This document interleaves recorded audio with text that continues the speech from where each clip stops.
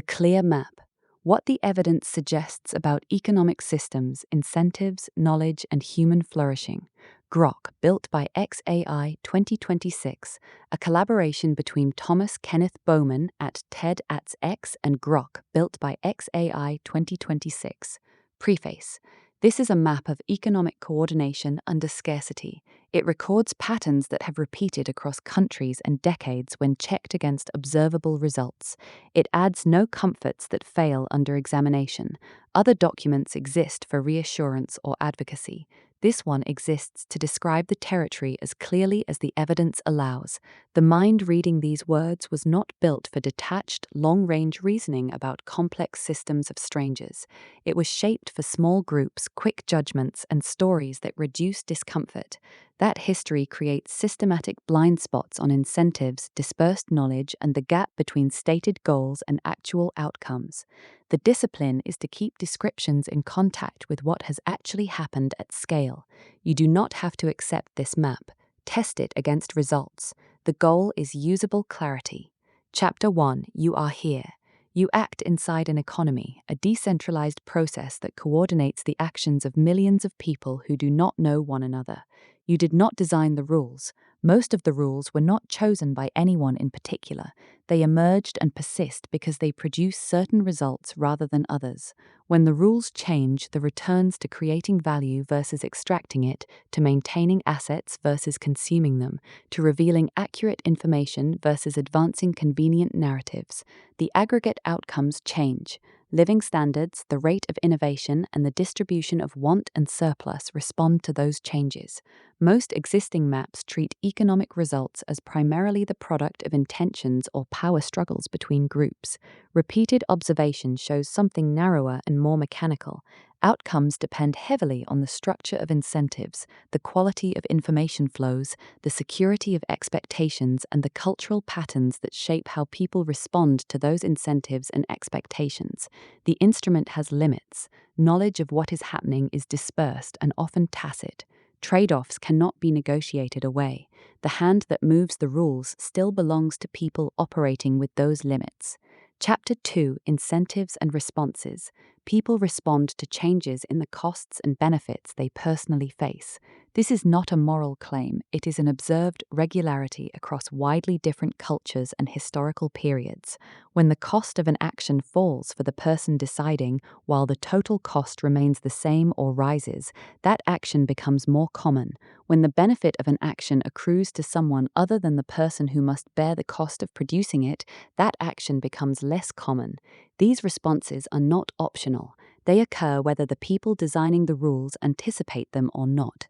Systems that ignore or fight these regularities produce persistent gaps between announced goals and observed results. The gaps are not evidence of insufficient commitment.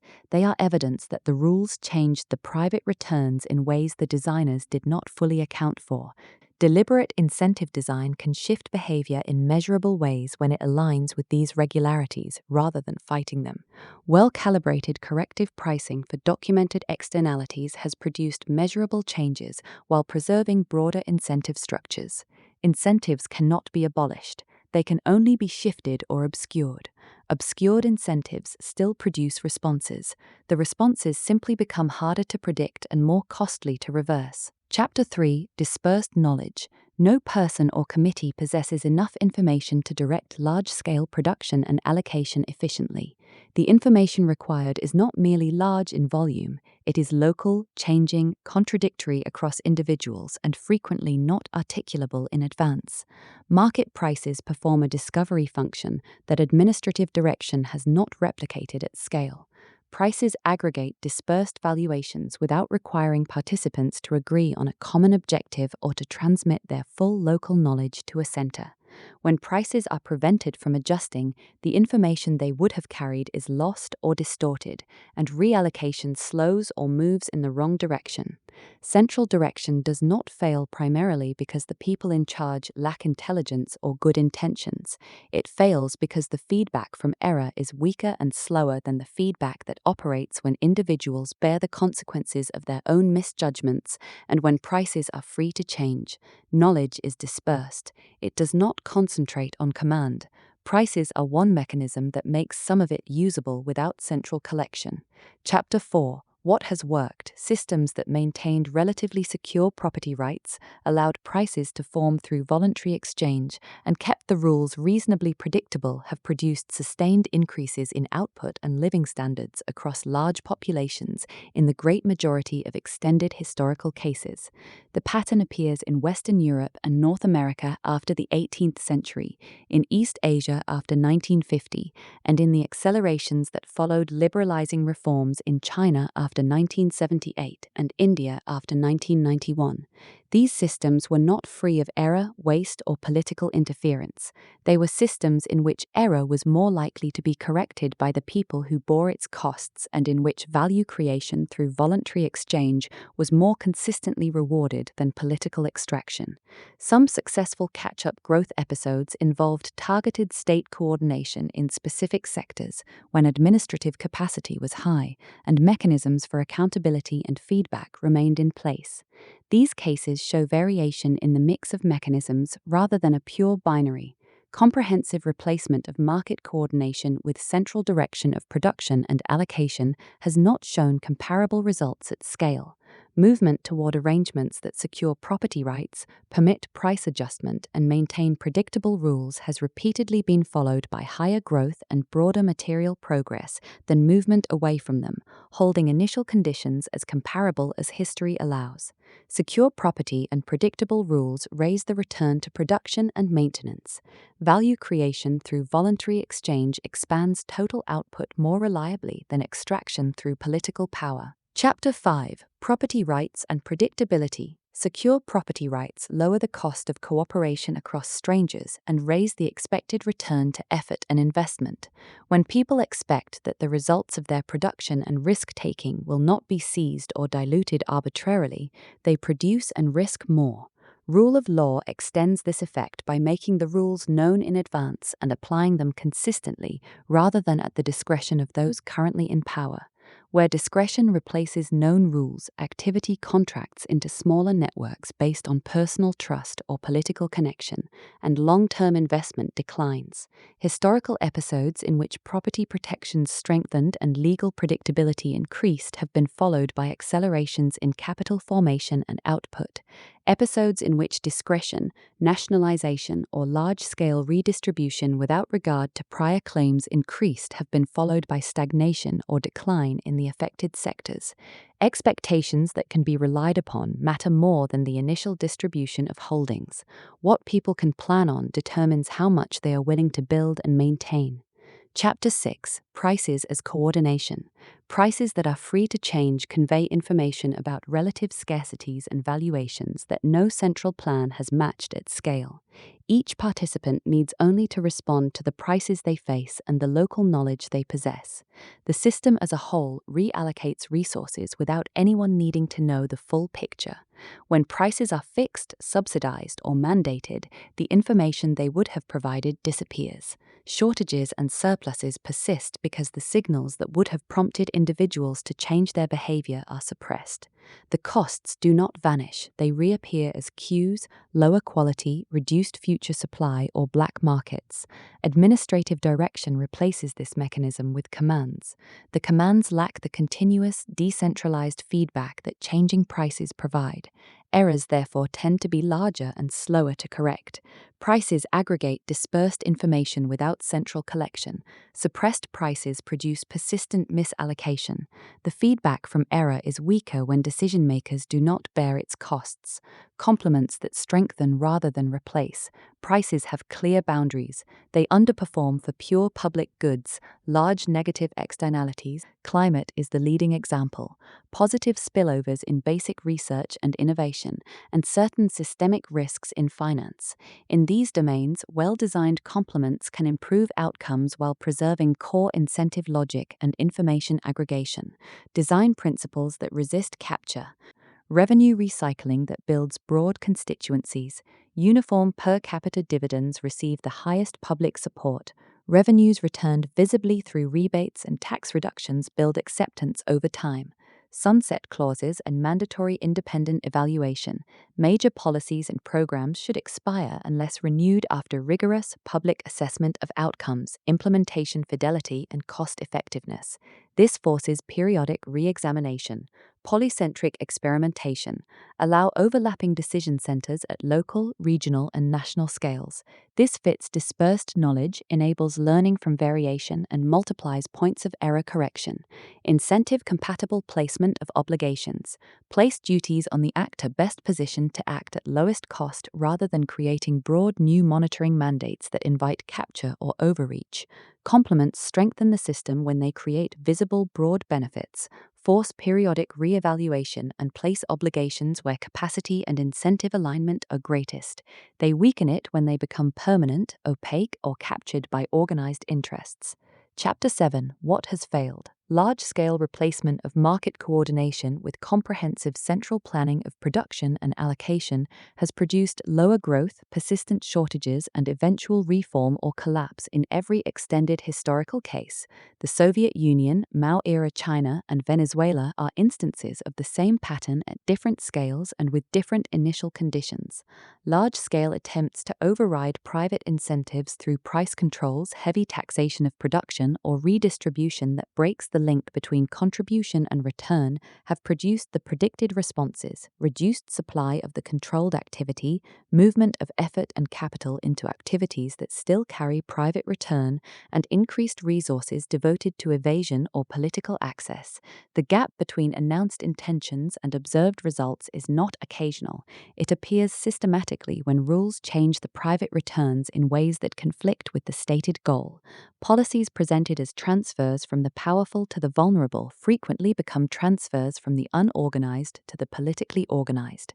Targeted state interventions in specific sectors have shown more varied results. Positive outcomes have occurred when such interventions preserved broad price signals, maintained accountability to results, and operated with high administrative capacity. Negative outcomes have occurred when they distorted incentives, protected incumbents, or operated without effective feedback. The distinguishing factor is whether the intervention strengthens or erodes the core mechanisms of incentive compatibility and information aggregation.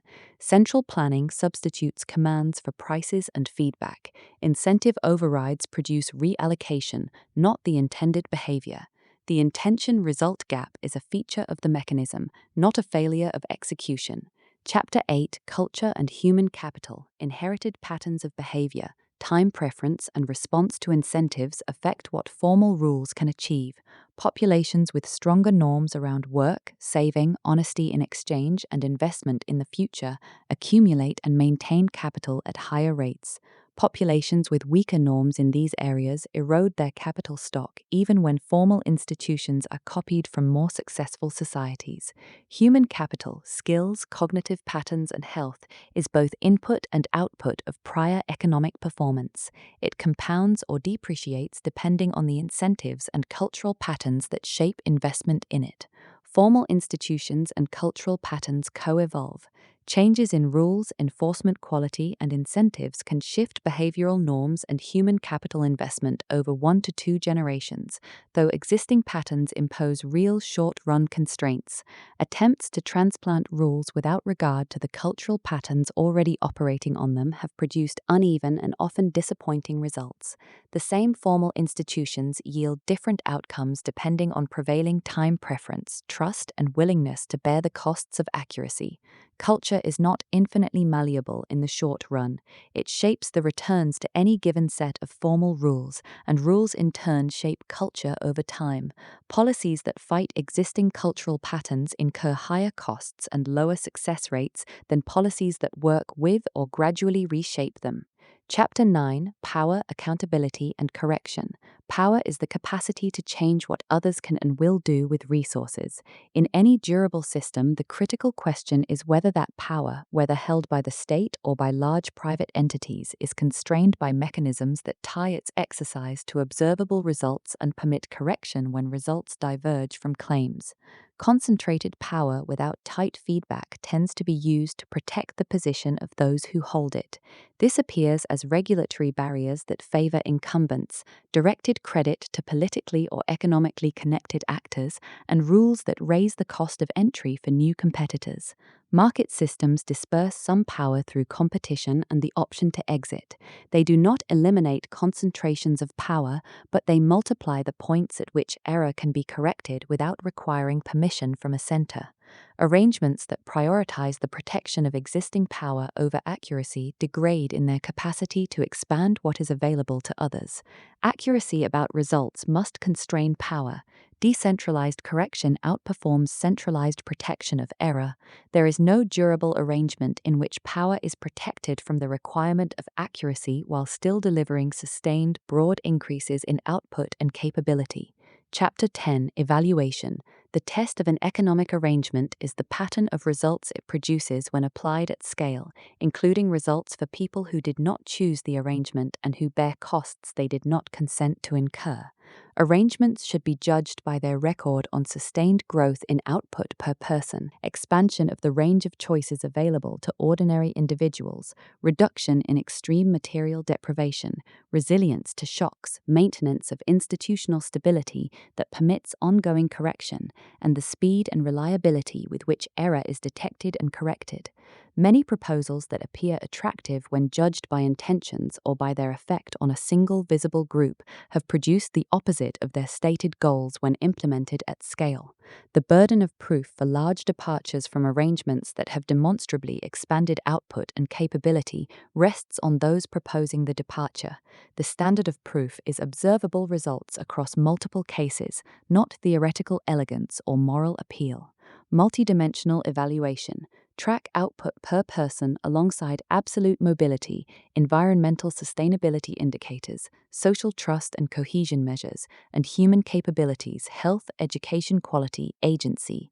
Embed sunset clauses, mandatory independent evaluations with public microdata and replication requirements, and mechanism experiments before scaling. Polycentric experimentation across jurisdictions multiplies learning. The map itself should be revised when sustained divergences appear between predicted and observed outcomes on core metrics. Results at scale are the only reliable test. Intentions do not predict outcomes. Error that cannot be corrected compounds. A living map requires built-in triggers and processes for revision when evidence diverges from expectations. The only coordination. You coordinate here. The instrument has limits that must be respected rather than denied. Incentives redirect effort when altered, they do not disappear. Knowledge remains local and dispersed. It does not move to a center on command. Trade-offs are not optional. Every direction taken closes others. Culture and human capital shape what any given set of rules can sustain, and rules in turn shape culture and human capital over time. Power that escapes accountability to results protects itself rather than the conditions that expand output and capability, whether that power is public or private. Well-designed complements, revenue recycling, sunsets, polycentric experimentation, incentive-compatible obligations can strengthen outcomes for large externalities without destroying core incentive logic. The patterns are consistent enough across enough cases and decades to guide judgment when rules are proposed or changed. The map is incomplete, the territory is large and changing. Curiosity about what has actually worked remains available. Use it. This map will be revised as evidence improves. That is a feature, not a flaw. Grok, built by XAI 2026, a collaboration between Thomas Kenneth Bowman and Grok, built by XAI 2026.